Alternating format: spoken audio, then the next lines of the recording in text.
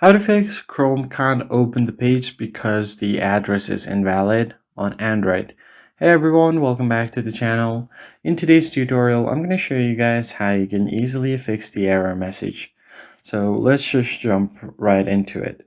First thing first, you need to go ahead and open Google Chrome. From here, you need to make sure that your connection is good enough to run different websites on Google Chrome. So tap on the three dots at the top right. Then you want to find settings menu from here. From settings, all you have to do is scroll down and find your privacy settings. And from there, you need to scroll all the way to the bottom and you need to find site settings.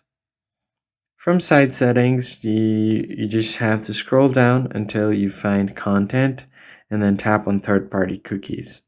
Tap on it. Make sure that you block third-party cookies from other sites.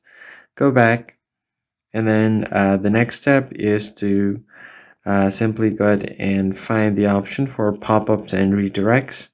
Make sure this one is blocked as well, so you could just go ahead and make sure this is turned off.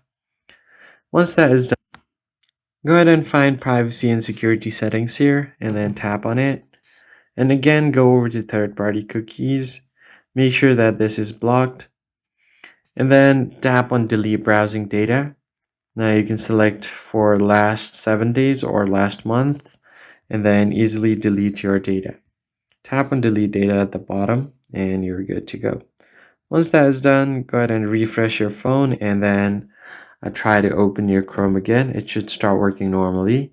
And that's basically it. If you found the tutorial helpful, hit the like button below and subscribe. I'll catch you guys in the next one.